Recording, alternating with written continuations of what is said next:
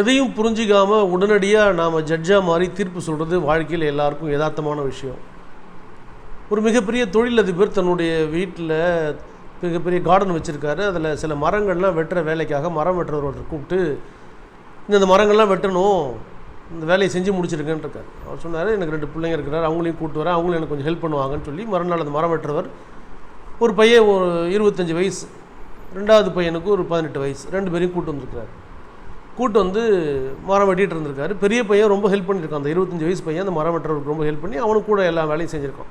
இந்த 18 வயசு பையன் ஓரமாக உட்காந்து வேடிக்கை பார்த்துட்டு இருந்திருக்கான், ஆப்பிள் சாப்பிட்டுட்டு இருந்திருக்கான், அமைதியாக இருந்திருக்கான். இந்த ஈவினிங் முடித்து சம்பளம் கொடுக்குறப்ப அந்த தொழிலதிபர் கேட்டாராம், என்ன இப்படி பையனை வளர்த்துருக்கீங்க, ஒருத்தன் பாருங்கள் பொறுப்பாக இருக்கான், இன்னொருத்தன் பொறுப்பு இல்லாமல் இருக்கானே, இப்படி உட்காந்தா தந்தை செய்கிறத வேடிக்கை பார்க்குறது, இவனும் ஒரு வாலிப பையன் தானே, ஹெல்ப் பண்ணியிருக்கலாமேன்னு கேட்டார். அப்போ அந்த தந்தை, இல்லை நான் ஒரு உண்மையை சொல்கிறேன் கேட்டுக்குங்க, இவனுக்கு ஒரு 6 மாதத்துக்கு முன்னாடி கிட்னி ஃபெயிலியர் ஆகிடுச்சு, ட்ரீட்மெண்ட்டில் இருக்கிறான், அவனால் எந்த வேலையும் செய்ய முடியாது, அதுக்கு முன்னாடி ரொம்ப ஹெல்ப் பண்ணுவான் இவன் தான் எனக்கு. பார்த்தீங்கன்னா ஆப்பிள் சாப்பிட்டு இருந்திருப்பான், டாக்டர் சொன்னார் கொஞ்சம் சத்துள்ள பழங்கள்லாம் சாப்பிட்ணும், நல்ல விஷயங்கள் மருந்தெல்லாம் எடுக்கணுன்ட்டு, அதனால் அவன் உட்காந்து அது மாதிரி செஞ்சுட்டு இருந்தான், மற்றபடி அவன் ரொம்ப நல்ல பையன் சொன்னாரான். ஸோ மேலோட்டமாக ஒரு விஷயத்தை பார்த்து உடனடியாக தீர்ப்பு கொடுக்காமல் எதையும் கொஞ்சம் ஆராய்ஞ்சு பார்த்து சொல்கிறது நல்லது.